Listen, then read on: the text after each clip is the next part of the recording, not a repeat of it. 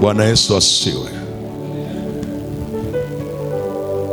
Somo ambalo tunalo ni usikivu wa kiroho ili kupokea mwelekeo mpya wa kiungu ndani ya majira mapya. Kwenye kipengele cha usikivu wa kiroho nilikuwa nazungumza juu ya maana ya usikivu wa kiroho. Nilikuwa nazungumza hayo. Amen, amen. Nimeshazungumza maana kama 7 usikivu wa kiroho. Na jana niliishia kwenye maana hii. Usikivu wa kiroho ni uwezo wa kutofautisha sauti ya Mungu na kelele nyingine za ulimwengu au za adui, bila kujali kinachosemwa kinaonekana kama cha kweli. Hiki kipengele tu, watu wa Mungu, ni kirefu sana. Ndio maana jana nilikuwa nakugusia na tukaomba sana hapa. Sauti yoyote ambayo unairuhusu kwenye moyo wako, nyuma yake kuna roho inayosimamia hiyo sauti. Ndio maana mtu mwingine anauliza, anasema, mwalimu, kwa nini watu wanakataza bongo flava? Kwani ni dhambi? Imeandikwa wapi? Kumbuka hili, sauti yoyote ile unayoisikia, nyuma yake kuna roho inayobebwa kwenye hiyo sauti. Ukiachana tu na roho, sauti ndani yake imebeba nguvu. Kuna sauti inaweza ikabeba nguvu ya kukufanikisha, na kuna sauti imebeba nguvu ya kukuzofisha. Ndio maana wale wanaofuatilia, kuna mtu aliposikia sauti akaanza kusikia kukata tamaa. Mwingine aliposikia tu sauti fulani akaanza kujisikia vibaya. Na nilikueleza kwamba usikivu wa kiroho ni uwezo wa kutofautisha sauti ya Mungu na kelele nyingine za ulimwengu au za adui, bila kujali kinachosemwa kinaonekana kama kweli. Na nikakueleza namna ambavyo adui anaweza akatumia mpaka watu unaoamini wakazungumza vitu. Unakumbuka siku ile Yesu, wakati kwenye kile kitabu cha Mathayo, kwenye kitabu cha Mathayo, ngoja nikusomee Mathayo 16. Umeona hii au uliyekuwepo jana ukuandika hii, lakini hii ni mpya na uisikilize vizuri. Mathayo sura ya 16. Mathayo 16 kuanzia ule mstari wa 21.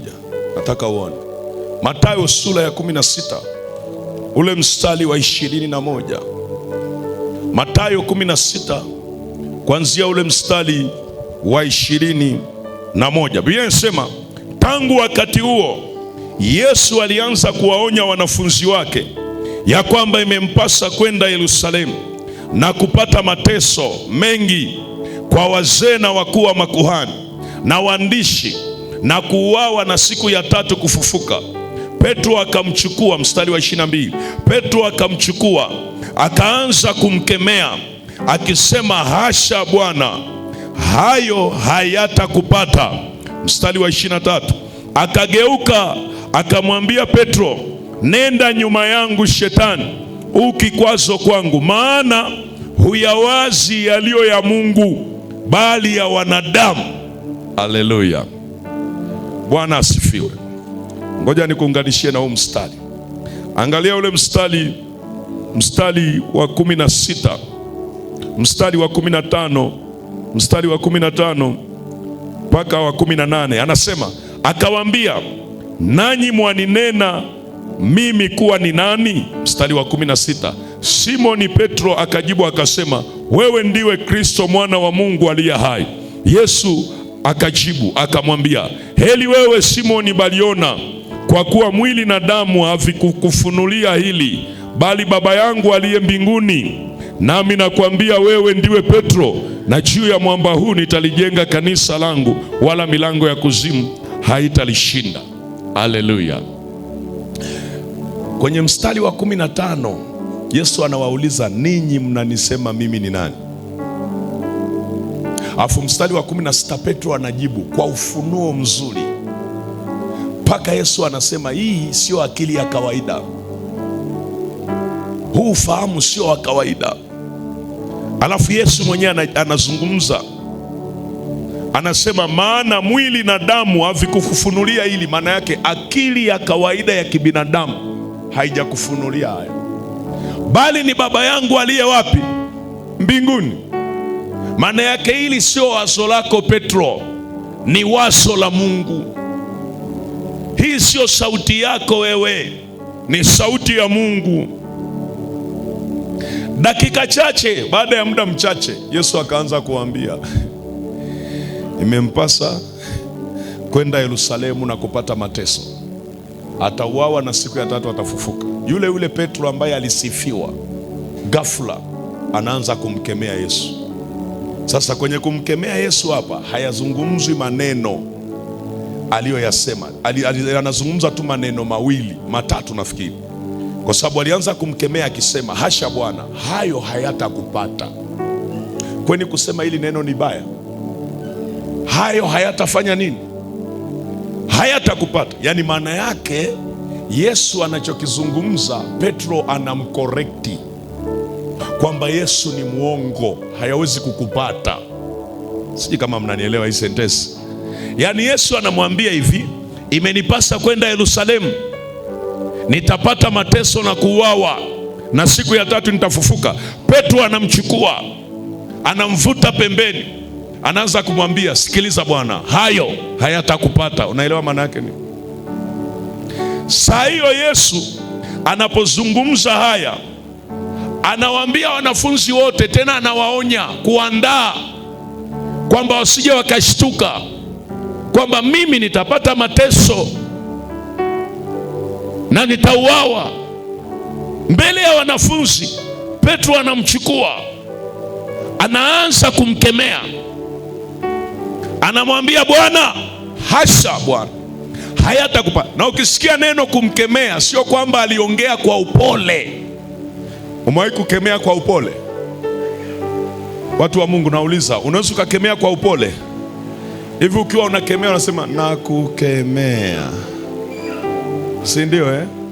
Biblia inasema akaanza kumkemea, alafu anasema hasha Bwana, hayatakupata. Unaelewa kiprotoko maana yake? Maana yake Petro, kwa kuwa ametoka kusifiwa muda mchache, anawaaminisha wanafunzi kwamba anachokisema Yesu sio cha kweli. Kama ambavyo mimi nimemtambulisha, ninamjua, mimi ninajua haya hayawezi kumpata. Fikiria, huyu ndio mwalimu, ndio bwana wao, alafu mwanafunzi anamchukua, anamkorekti Yesu mbele ya nani? Ya wanafunzi, tena kwa kumkemea. Sasa angalia, Yesu hakuweza kubishana naye. Alipomkemea tu, Yesu akatulia, afu akatazama, anasikilizia ile sauti ambayo Petro ameongea. Alivyotazama namna hiyo, akaona ndani ya mawazo ya Petro, sio Petro tena, wala sio Mungu tena, ni shetani ameingia. Sijui unanielewa, mtu wa Mungu? Kwa ile sauti ambayo inazungumza ya Petro inasukumwa na wazo la shetani. Kwa hiyo kama Yesu angelitii ile sauti, akasema ni kweli hayatanipata, maana yake amemtii nani? Amemtii nani? Amemtii nani? Maana yake amemtii shetani. Sasa Yesu alikuwa na usikivu wa juu wa kiroho. Kumbuka, yeye ni Mungu, amevaa mwili. Kwa hiyo ana uwezo wa kutambua mpaka mawazo ya watu, ana uwezo wa kutambua mpaka sauti za roho mbalimbali ambazo zinaopaleti ndani ya watu. Watu wa Mungu, nyakati tulizo nazo ni nyakati za hatari.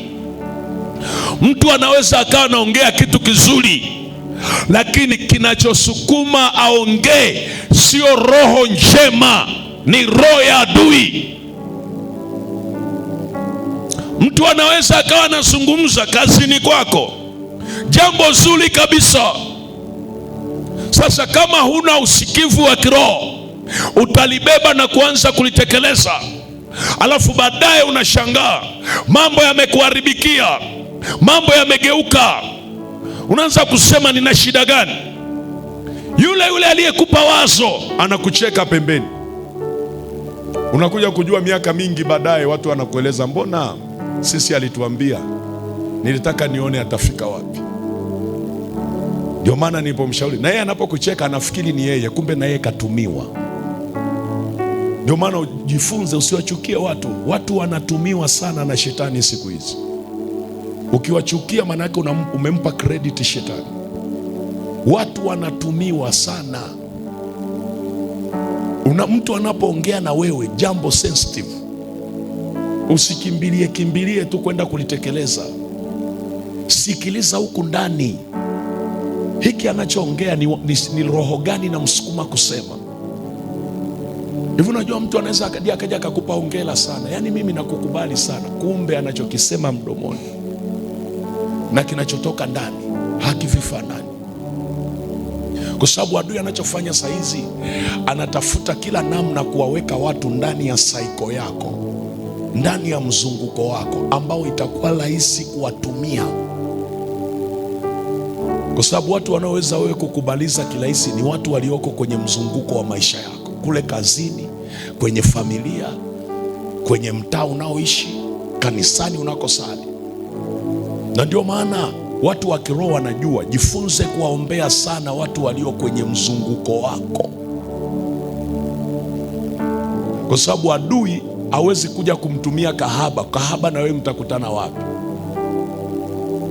Adui hawezi kuja kumtumia ya saa nyingine mganga wa kienyeji, anajua wewe hupendi waganga wa kienyeji. Kwa hiyo atawatumia watu unaoamini kwenye saiko, atamchomoa mmoja. Ndio maana jifunze kuwaombea. Kama we ni mume, muombee mke wako. Kama we ni mke, muombee mume wako, sababu hata mume mwenyewe anaweza tumiwa. Muombee. Kama we ni mume, muombee mke, kwa sababu hata mke mwenyewe anaweza tumiwa. Kwa jifunze kuwa makini.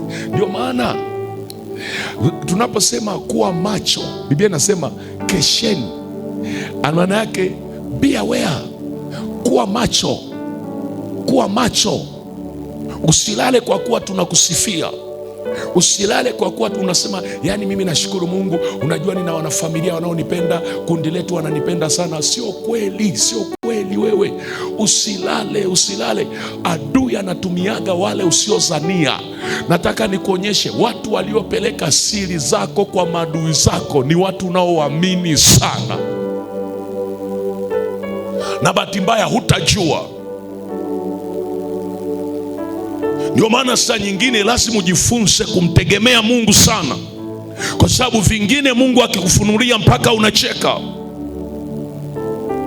mpaka unabaki unashangaa, unasema huyu kweli? Sasa wengine unakuta unakuwa mbishi kweli, inabidi uanze kutafuta, Mungu nisaidie nipate uhakika. Napateje? Unaenda mpaka kufuata upande ambako habari zimefika, unaanza kuuliza. Naomba tu nikuulize, kuna kitu Mungu amenionyesha. Mko kuntu kadhaa, kuna mtu fulani alikuja kuambia 1 2 3 1 2 3. Anaanza kusema lakini usimwambie mtu, lakini usije kumwambia kwamba mimi nimekueleza. Ni kweli ulichosema mtumishi, alizungumza, alifanya hivi. Sasa unafanyeje? Bwana asifiwe. Bwana asifiwe. Sijui mnanielewa? Mnanielewa watu wa Mungu? Bwana asifiwe. Wakati mwingine kubali kulala njaa kabisa, hata kama unaona wapo watu wengi wa kukusaidia. Mwambie Mungu. Ni bora Mungu anapoinua mtu mwenyewe anafanya kitu bila wewe kumwomba, ni bora. Lakini mimi nakwambia, wewe hujajua tu uko nje, maneno yanayosambaa, watu wanakusaidia, alafu unakuwa taarifa ya habari huko mtaani. Sijui unanielewa? Na ndio maana jifunze kuzitambua sauti kwenye maisha, usikivu wa kiroho. Na mimi nakuombea sana katika jina la Yesu. Kwani huyo Petro ambaye alianza kumkemea Yesu ni wa mbali, si wa ndani kabisa. Ndio maana jifunze. Na ninaposema hivi, ninaposema kuwa makini au kuwaombea, jifunze kuwaombea watu unaowapenda na kuamini. Watu ambao unapokea ushauri kwao, jifunze kuwaombea sana. Mimi nakueleza kwa sababu kuna wakati adui anaweza akamtumia mpaka mtumishi anayehubiri kabisa, akakutabiria kitu na kikabaki kinakutesa maisha yako yote. Lakini mhubiri ni mtumishi. Ndio maana hata kama mtumishi unampenda, jifunze kumwombea, kwa sababu hakuna mtu aliye salama maadamu yuko katika mwili. Hakuna. Kwa sababu ukikaa vibaya tu, adui anaweza akakutumia hata wewe. Kwani wewe, mtazame jirani yako, mwambie, kwani wewe hujawahi kusababisha wengine wakalia machozi? Muulize. Utasikia, hapana mwalimu, mimi hata sijui. Sasa bahati mbaya unaweza ukawa hujui, lakini kuna mtu unakuta tu wewe hata ukujua, lakini analia. Kumbe mwingine alitamani tu uzungumze neno. Siku hiyo anazodolewa, uzungumze neno, alafu aseme basi nina mtu ambaye amenitetea. Wewe ukanyamaza kimya. Kumbe kitendo cha wewe kunyamaza kimya, analiaga mpaka leo. Yaani yule mama alinyamazaga kimya mahali ambapo nilitarajia ataongea neno. Jina la Yesu libarikiwe. Wangapi wamenielewa? Kama umenielewa sema amen. Kama umenielewa sema amen. Kwa hiyo Mungu akupe neema ya kutofautisha sauti. Uwe unajua sauti ya Mungu ndani ya watu, lakini mpaka kwenye ndoto jua sauti ya Mungu. Mungu akupe neema. Narudia tena, nasema Mungu akupe neema ya kutofautisha sauti. Mwingine hajanielewa. Nasema hivi, Mungu akupe neema ya kutofautisha sauti katika jina la Yesu. Jambo la mwisho, andika hili. Umuhimu wa kuwa na usikivu wa kiroho. Umuhimu wa kuwa na usikivu wa kiroho. Andika hili tu, andika hili tu, andika. Umuhimu wa kuwa na usikivu wa kiroho. Mengine nimekuwa nikiongea, lakini andika hili. Usikivu wa kiroho unaleta ushindi katika hali zote. Andika hiyo. Usikivu wa kiroho utakuletea ushindi katika hali zote. Alafu andika tu kile kitabu cha Matendo ya Mitume 27. Matendo ya Mitume 27. Sura ya 27 mstari wa 13 mpaka wa 26. Hizi ni habari za Paulo wakati walikuwa wanataka kuzama kwenye ile bahari. Matendo ya Mitume 27:13 mpaka 26. Usikivu wa kiroho unakuletea ushindi katika hali zote. Niwaulize swali watu wa Mungu.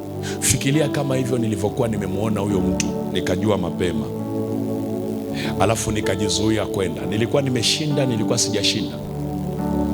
Watu wa Mungu, nilikuwa nimeshinda, nilikuwa sijashinda? Usikivu wa kiroho utakufanya uzijue hila za adui, hila za adui kabla hujategwa nazo. Usikivu wa kiroho. Ukisikia binti anasema nilirubuniwa nikaanguka, wewe ni kwa sababu ukuwa na usikivu wa kiroho. Sio kweli. Na kwa sababu ni kweli kabisa, unajua kabisa kwamba naenda kuangushwa na ukakubaliana. Na wengine kabisa Mungu anakuwa anaongea, anakuonya. Sio kwamba ukuwa na usikivu wa kiroho. Kwa unapokuwa na usikivu wa kiroho, utakuwa mshindi katika hali zote. Mshindi kwenye eneo la dhambi. Kabla dhambi haijaingia kwenye mawazo, unaona vile viashiria. Kabla dhambi haijaingia kwenye mawazo, unaona nini? Viashiria. Kabla dhambi haijakuangusha, unaona. Kabla wachawi hawajafanya chochote kwenye maisha yako, unaona. Kwa hiyo usikivu wa kiroho unaleta ushindi katika hali zote. Simama kwa miguu yako. Mwalimu, umemaliza? Nimemaliza. Mwambie jirani yako, usikivu wa kiroho unaleta ushindi katika hali zote. Haleluya, haleluya. Nasikia ndani ya roho yangu, omba Mungu juu ya watu wengi ambao shetani amewaweka, anaowatumia kwa urahisi